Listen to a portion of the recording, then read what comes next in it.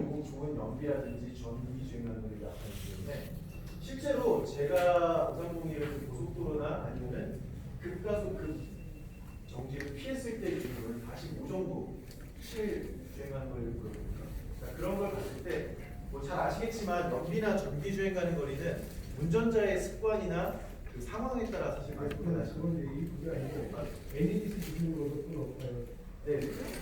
그것도 높고. 네. 제가 표시해드린 기준은 측정 방법이 다르다는 얘기예요. 맞습니다. 측정 방법이 달라서. 측정 방법이 다른데 지금 WHD랑 다 까다롭게 만드는 데도 좋아했단 말이에요. 맞습니다. 근데 왜 한국은 왜 그런지 그래서 실제로 저희 여기서 그쪽하고 우리나라한테 건강하는 사람들하고 대화를 안 하냐 이거예요. 아 그렇죠. 아 우리 그 BMW 편이신 거죠 일단. 그렇죠. 네 맞습니다. 근데 우리나라 연비 측정 기준이나 사실 그런 기준이 좀 까다로워서 그렇게 보고 있습니다. 그러니까 실제로 이 530이나 이런 부분도 i8만 하더라도 예전에 처음 우리나라에 PHEV 기술이 들어올 때는 연비가 50km 1리터당 50km 갈 수 있다 그런 식으로 환산이 되긴 했거든요. 근데 우리나라에 실제 들어왔을 때 13.4 정도 연비가 나온 거 보면은 그러니까 아직까지는 사실 제가 제 이거는 의견입니다. 아직까지는 이 PHEV라는 기술이나 이런 부분에 대해서 인지도라든지 기술 이해가 좀 떨어지는 부분이 있을 거거든요. 그리고 측정 방식에 대해서는 사실 자체적인 기준이 또 마련되어 있다 보니까 그렇습니다. 저도 사실 좀 안타까워요. 왜냐하면 이 PHEV나 하이브리드를 운행하시려는 분들의 가장 큰 목적 중에 하나는 어쨌든 연비라든지 유지비의 절감인데 그런 부분이 눈에 보이지 않아서 좀 안타깝긴 하지만 실제 운행해보면 이거 저 이드라이브는 또 세팅을 안 돼 있고 국내에서 우리나라 이드라이브 자체가 높아. 아 네네. 자 PHEV는 가솔린에 비해 가속력이 느리다. PHEV는 정답. 네 어떠신가요? 노. 먼저 손을 드셨으니까 저희 노인가요? 그러면 생각하셨을 때 PHEV도 가속력이 좋은가요? 예. 그렇죠. 사실 뭐 답이 정해져 있었습니다. 박수 한번 주시죠. 네, 그것도 마찬가지로 기준을 한번 들어볼까요? 저희 훌륭한 가속력을 가진 530i 모델 기준으로 530e도 같은 제로백 정지 상태의 가속도가 6.1초로 동일합니다. 그렇죠? 근데 여기서 생각해 보셔야 될 거는 이 530이나 X330e 같은 경우에는 배터리를 더 장착하고 뭐 최소 120에서 150kg 정도 공차 중량이 좀 무겁습니다. 그런데 반해서 정지 상태 가속력이 똑같다 하는 거는 그만큼 가속력이 좋다라고 할 수 있겠고요. X3 같은 경우 물론 항공화에는 우리나라에 나오지는 않지만 해외 기준으로 봤을 때 제로백은 비슷하니까 측정해 보면 오히려 X3 302가 0.2초 단축된 6.1초로 더 빠릅니다. 그래서 PHEV의 가장 큰 장점 중에 하나가 가속력이다라고 보시면 되겠고요. 자, 마지막 문제 한번 다 보도록 하겠습니다. PHEV는 AS 받기가 어렵다. 네, 생각하지 마세요. 네, 어떤가요? 손 들고 마지막 우산을 전달드리겠습니다. 어떤가요? 어려운가요? 정답. 네. 노요. 쉬운가요? 괜찮은가요? 네. 그렇죠. 근데 사실 그 근거를 제가 말씀을 드리면은 뭐 이따가 오후 시간에 좀 더 자세히 말씀을 드리겠지만 BMW는 이미 2004년부터 BMW i를 국내 다양한 모델로 출시를 했고 그에 대한 대비가 굉장히 잘 되어 있습니다. 보시는 것처럼 단계별로 이게 베이직한 정비냐 혹은 배터리나 고전압 시스템에 관련된 정비냐 혹은 카본과 같은 더 어려운 수리까지 다 복합적인 부분이냐를 판단을 해서 어느 서비스 센터에 맡기더라도 그 전문 인력과 기술들이 다 갖춰져 있다라고 알고 계시면 좋을 것 같습니다. BMW 굉장히 대비가 잘 되어 있습니다. 자 그럼 넘어갈까요?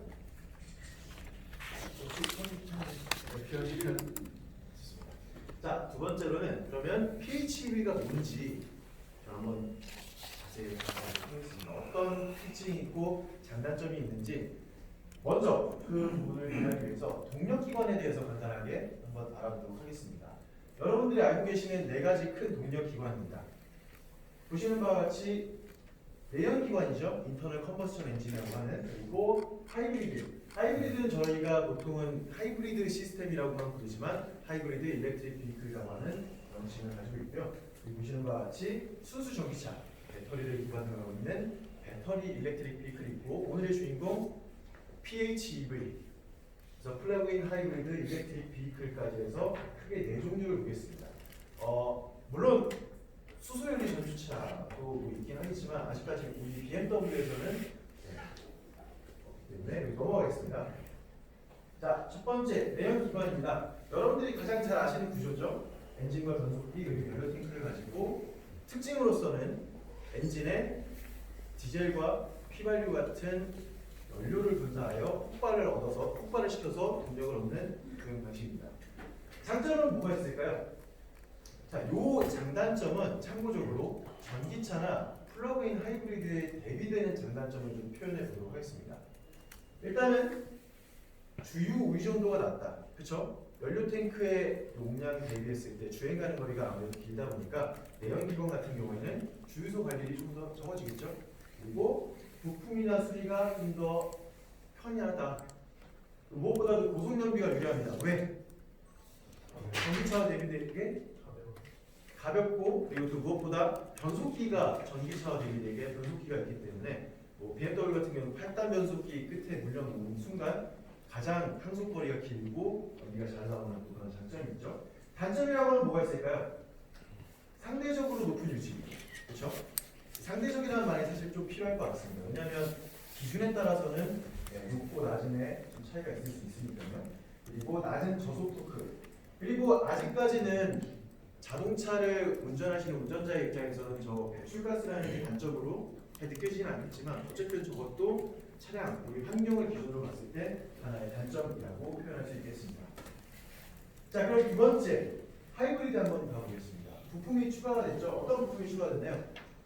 이것처럼 배터리와 전기 엔진, 모터가 추가가 됐습니다. 좀 작죠? 특징이라고 하면은 내연 기관의 소형 배터리와 모터를 추가해서 전기 장치를 보조하거나 아니면 일부 전기 구동이 가능하다. 제가 왜 뒷부분을 끊어 읽었느냐?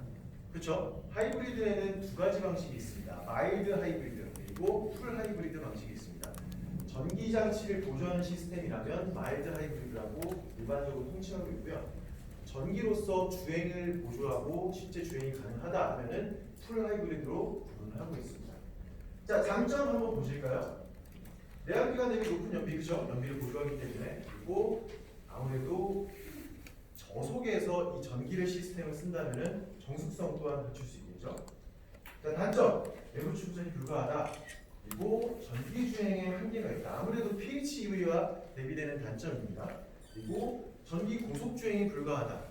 그죠? 하이브리드 차량 치고 뭐 100km, 120km 달리는 차 아직까지는 없잖아요. 그러니까 그런 부분을 봤을 때 왜 차이점이 있겠습니다. 자, 그러면 세 번째 전기차 한번 보겠습니다.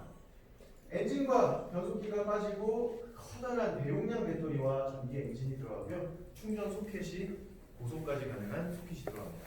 자, 이 상태로 봤을 때 특징은 당연히 대형 배터리를 소켓으로 충전을 해서 그를 기반으로 전기 모터를 구동하는 방식입니다. 장점은 뭐가 있을까요? 당연히 낮은 유지비가 있겠죠. 그리고 정숙성. 사실 정숙성이라고 표현하기 애매할 만큼 아예 소음이 없다라고 표현할 수 있겠죠. 그리고 배터리 관리가 잘 되고 전기차를 운행해 보시거나 하다못해 골프 카트라도 운전 한번 해보신 분들 기억하시겠지만 순간 가속력이 굉장히 좋습니다. 그리고 배출가스가 없다라는 것 또한 굉장히 큰 장점입니다. 진짜로 내가 아이스나 그런 전기차를 타면서 배출가스 없는 친환경 차를 타면서 환경을 개선하고 있다. 이런 그 뿌듯함을 그만큼 느낄 수 있겠죠. 단점. 그렇죠. 아직까지는 계속 풀고 있는 숙제입니다. 뭐가 있을까요? 그렇죠. 주행하는 거리라든지 충전이라든지 배터리 관리라든지 등이 있을 것 같습니다. 자, 내연기관과 하이브리드 그리고 전기차에서 보셨던 장단점을 잘 생각해 보시고 오늘의 주인공 PHEV를 한번 살펴보겠습니다. 자, 플러그인 하이브리드는 여기 옆에 그림만 아이콘만 보시더라도 아까 내연기관에서 보셨던 엔진과 변속기에 전기 모터도 중간에 추가가 됐고요. 그리고 배터리는 조금 더 큰 사이즈 그리고 연료 탱크도 갖췄고 무엇보다 하이브리드와 대비되는 충전 소켓까지도 갖췄습니다. 사실 이 부분만 보면은 특징과 장점이 모두 나옵니다. 하이브리드 방식의 더 큰 배터리와 충전 소켓으로 외부 충전까지 가능하고 엔진과 모터가 각각 혹은 함께도 구동한 시스템입니다. 그렇죠? 장점은 별도의 충전으로 주유비를 절감할 수 있습니다. 그리고 전기차처럼 쓸 수 있고요. 정숙성 또한 전기차와 마찬가지로 굉장히 정숙성 갖출 수 있고요. 배터리 컨트롤이라든지 또 놀라운 가속력. 왜? 전기에 가솔린 엔진까지 더했을 때 이 부스트라는 그 폭발성의 가속력까지 얻을 수 있기 때문에 그 또한 굉장히 큰 장점으로 가져갈 수 있습니다.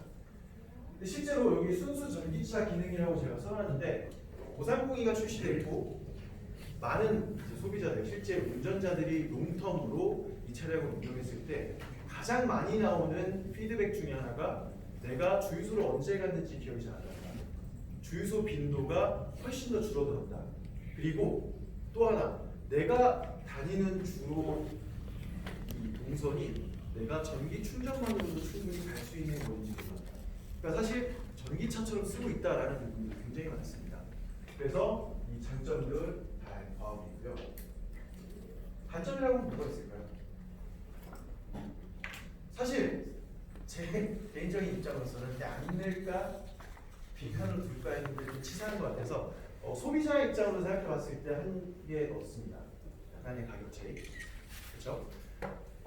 저희 BMW의 530i 비슷한 성능의 비슷한 옵션 사양을 갖추고 있는 모델과 비교했을 때 대략 570만 원 정도의 가격 차이가 납니다. 근데 저 부분은 제가 한번 다른 혜택이라든지 경제적 장점을 비춰봤을 때 얼마나 또 효용 가치가 있는지 같이 한번 설명을 드리도록 하겠습니다. 그랬을 때 결론을 한번 내볼게요. 가솔린과 순수 전기차 각각 단점을 보면 가솔린 같은 경우에는 정숙성, 고속 응답성, 낮은 주유 의존도 등이 있고 단점 같은 경우에는 낮은 연비나 저속 토크 낮음 그리고 유지 비용 등이 있습니다. 전기차 같은 경우에는 단점이 당연히 소음이 없고 토크 및 응답성이 좋으며 전기 연비가 좋다. 그렇죠? 전비라고 하죠. 그리고 단점이라고 하면은 주행 가는 거리라든지 충전 빈도, 충전소 의존도가 있는데 사실 재밌는 거는 이 두 가지의 강점과 약점이 서로 보완되는 상호 보완성을 가지고 있습니다. 근데 이 상호 보완성을 잘 매칭을 해보니 결론은 BMW는 PHEV 플러그인 하이브리드가 가장 큰 대안이구나라는 해석이죠. 자 보시면은 저속이나 가속 구간, 시내 구간에서는 전기를 이용해서 굉장히 높은 효율을 만들어낼 수 있고요. 고속에서 혹은 일정하게 항속을 하는 구간에서는 높은 엔진의 효율을 이용해서 정속 주행을 하다가 또 배터리를 충전할 수도 있고요. 그리고 하이브리드 대비했을 때는 전기 주행 거리가 높으면서 최대 135나 140km의 속도까지도 낼 수 있고 전기차에 대비했을 때는 충전을 해도 되지만 사실 충전을 안 해도 하이브리드 시스템처럼 높은 연비로 주행할 수 있기 때문에 모든 장점을 잘 어우러지게 갖춘 모델입니다. 그래서 뭐 아까 처음 문제처럼 아직까지는 하이브리드가 좀 애매하다라고 생각할 수 있지만 사실 현재의 대안은 전기차보다도 좋고 내연기관보다 더 좋은 시스템이 바로 이 플러그인 하이브리드라고 할 수 있겠습니다. 넘어갈까요? 좋습니다. 자 그러면 우리 소비자 많은 사람들의 운전자의 입장에서 생각해봤을 때 이게 저공해 자동차로서 어떤 의미가 있는지 한번 같이 알아보도록 하겠습니다. 먼저 전기차 혹은 플러그인 하이브리드 모델 같은 경우에는 저공해 자동차 배출가스 표지판에 이 등급이 표시가 되어 있습니다. 검색할 수 있는 두 가지 방법이 있는데요. 하나는 차량의 본넷을 열면은 이 배출가스 인증 스티커에 인증 번호가 이렇게 9자리로 각각 표시가 되고 있고요. 친환경차 종합정보지 홈페이지 ev.or.kr을 들어가시면은 또 차대 번호나 번호판으로 검색하실 수가 있습니다. 자, 그러면 이 9자리가 어떤 의미를 하고 있는지 보시는 바와 같이 인증 모델 연도라든지 고정 기호, 제작사명, BMW 같은 경우는 BK, BMW 코리아로 보통 나오고 있습니다. 배출가스 진단 장치 여부 그리고 7번째 자리 수가 각각 1, 2, 3, 4 네 가지로 구분돼서 1종, 2종, 3종의 저공해 자동차로 표현이 됩니다. 그래서 이렇게 세 가지로 1종, 2종, 3종 저공해 자동차 7번째 자릿수로 확인이 가능합니다. 자, 그러면 어떠한 혜택들이 있을까요? PHEV 저희 플러그인 2종 저공해 자동차 기준으로 공영 주차장 50% 감면이라든지 공항 주차장 할인, 그리고 무엇보다 혼잡 통행료 감면 등이 있습니다. 저 혼잡 통행료, 남산 2호 터널 기준으로 한번 얘기를 해볼까요? 남산 2호 터널이 한번 편도로 2,000원입니다. 만약 내가 부득이하게 출퇴근을 할 때 남산 2호 터널을 무조건 가야 하는 경로라면 왕복으로 하루에 4,000원 정도가 소모가 되겠죠. 한 달에 20일 정도 근무 출퇴근을 한다고 치고 8만 원 정도가 저 부분 세이브가 될 수 있습니다. 자, 요새 여행 많이 못 가셔서 좀 아쉽겠지만 여행을 만약에 인천공항으로 5일 정도 간다고 해보겠습니다. 장기 주차로 보통 하루에 10,000원 정도 소요가 됩니다. 5만 원 들게 25,000원으로 저렴해진다면 그 또한 내가 실질적으로 얻을 수 있는 경제적 이득이죠. 그리고 그 외에 공공기관 주차장, 특히 우리가 동사무소나 아니 혹은 주민센터 등에 있는 충전기를 이용한다면 그곳에 또 충전할 수 있는 권리를 또 가지기 때문에 그러한 작은 혜택도 볼 수 있겠습니다. 자, 그러면 BMW에는 이렇게 저공해 자동차 이야기를 한 김에 BMW에는 어떤 저공해 자동차들이 있는지 한번 살펴보겠습니다. 자, 1종 저공해 자동차 보시는 바와 같이 기준이 전기차나 수소연료 전지차처럼 배출가스를 배출하지 않는 차량입니다. BMW에는 하나 있죠? i3 모델이 있습니다. 그럼 이 중에는 어떤 차량들이 있을까요? 보시는 바와 같이 기준은 하이브리드차, 휘발유, 경유차, 가스차 중에 정부가 정한 배출가스 기준보다 훨씬 더 낮은 배출가스를 배출하는 차량입니다. 이 방에 두 모델이 다 있습니다. X3 302 모델과 5302 모델이 있죠. 근데 여기서 여러분들이 잘 아시는 부분처럼 BMW에는 사실 i8 쿠페나 로드스터의 플러그인 하이브리드 그리고 7452와 7452LD 모델의 플러그인 하이브리드도 있습니다. 근데 사실 정부에서 정한 기준이 슐레로 슈퍼 울트라 로우 에미션 비클이라는 그 기준을 또 맞춰야 되는데 그 두 가지 차량 잘 생각해 보시면은 일반 밸런스가 좋은, 그러니까 연비 효율과 성능의 밸런스가 좋은 이 두 모델보다는 조금 더 퍼포먼스 쪽에 많이 포인트가 들어가 있죠. 그러다 보니까 그 우리나라에서 정한 기준에는 사실 플러그인 하이브리드의 기준에 못 미칩니다. 그래서 일반 차량으로 분류가 되고 있고요. 자, 3종 저공해 자동차 생각보다 굉장히 많습니다. 520i, 530i, 530i 엑스드라이버, G420i, 330i, 330i 엑스드라이버 그리고 최근에 출시되고 있는 X1, X2, X3, X4의 각각 20i 가솔린 모델들이 3종에 해당합니다. 그 차량들은 공공주차장이라든지 공항주차장 등의 또 저감 혜택이 있게 됩니다. 그래서 BMW는 이미 굉장히 오래전부터 탄소 배출권이라든지 이런데 이제 잘 대비가 되고 지속 가능성 혹은 친환경이라는 타이틀을 잘 가져가고 있습니다. 자, 그러면 이 부분이 사실 제가 제일 신경을 많이 기울여서 만든 부분이기도 한데요. 그럼 과연 내가 이 PHEV 차량을 운영을 했을 때 얼마나 나한테 소득이 있겠느냐라는 부분을 한번 살펴보도록 하겠습니다. 자, 이 기준은 저희 BMW 5302 모델을 기준으로 해서 연비라든지 전비 그리고 현재 보편적으로 판매되고 있는 휘발유의 가격 혹은 전기 충전 가격을 기준으로 해서 믹스를 해서 실제 세 가지 시나리오를 한번 만들어봤습니다.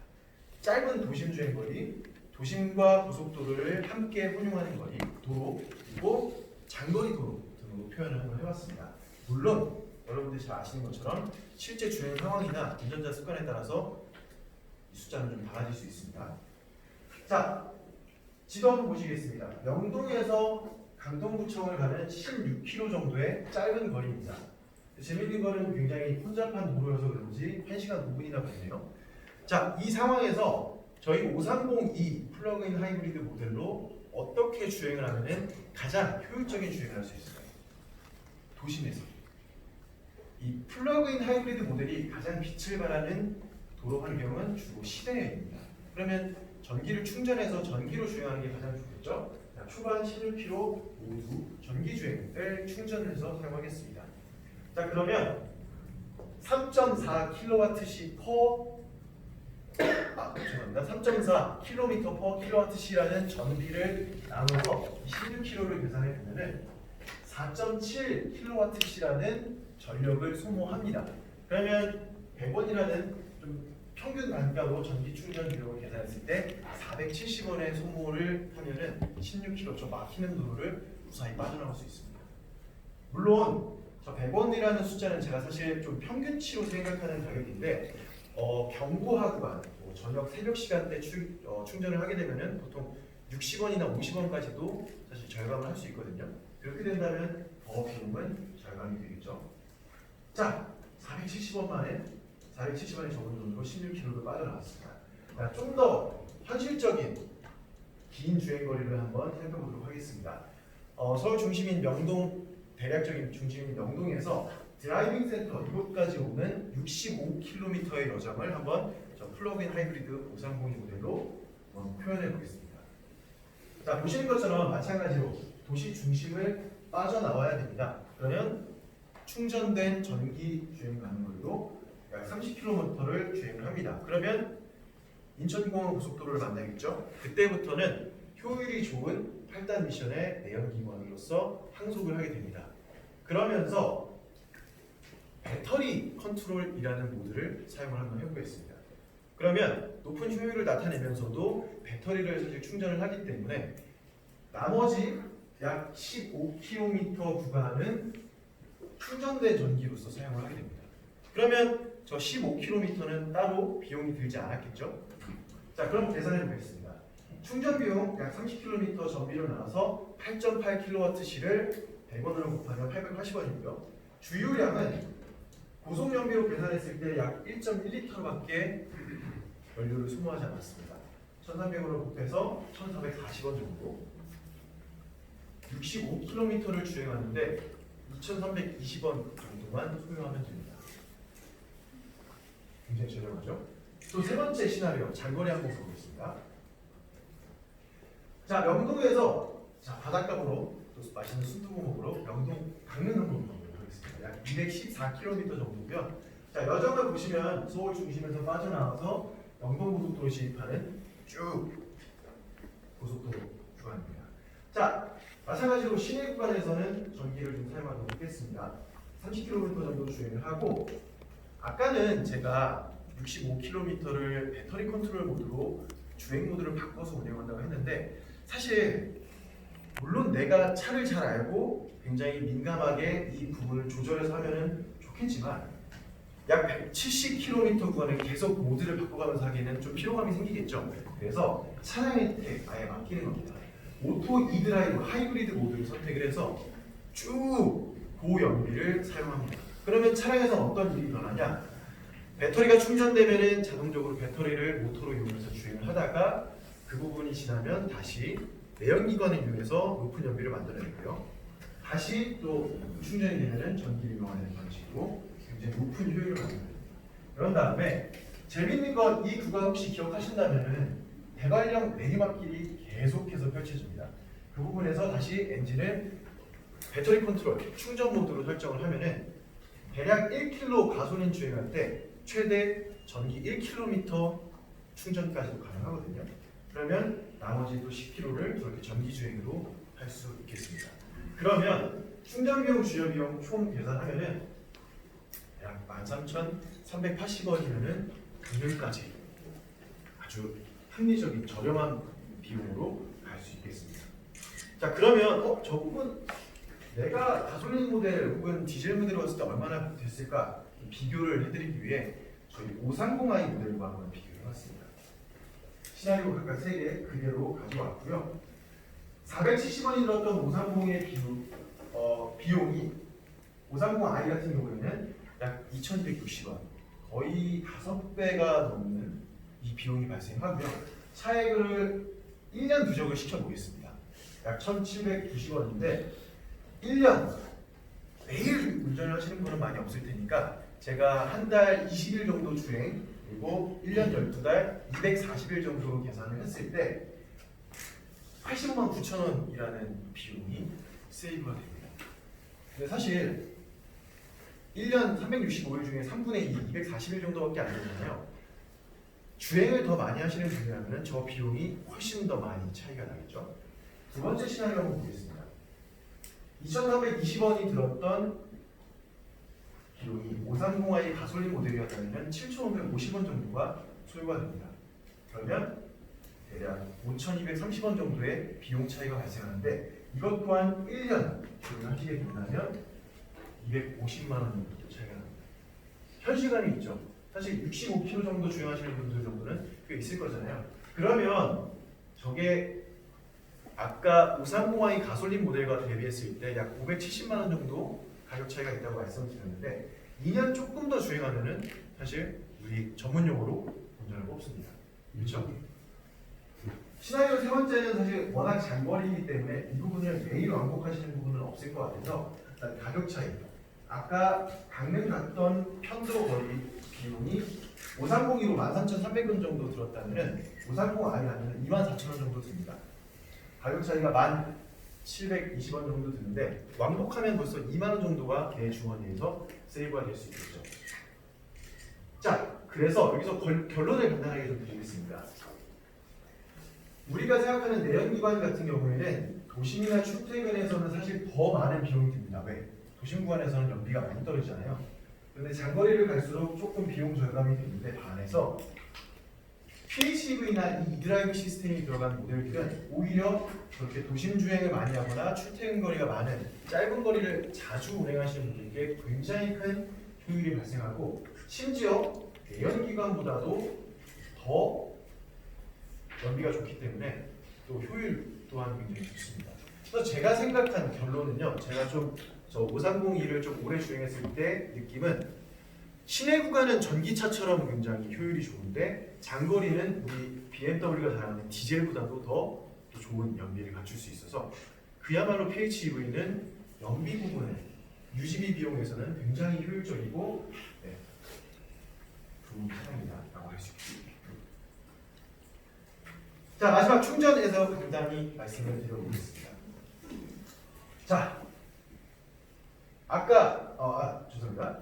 BMW 같은 경우에는 지금 이 장표에 대해서 굉장히 큰 장점을 가지고 있는데 저렇게 지역별로 그리고 각 시설별로 충전기가 얼마나 설치되어 있고 있는지 항상 데이터를 가지고 관리하는 유일한 브랜드이기도 합니다. 사실 정부에서도 혹은 뭐 한전이라든지 포스코에서도 하기 어려운 부분을 BMW에서 이렇게 관리를 하고 있고요. 실제 소비자가 내가 얼마나 충전을 잘할 수 있는지 또 데이터로 보여주고 있습니다. 벌써 5만 기에 가까운 공공 충전기가 우리나라에 있습니다.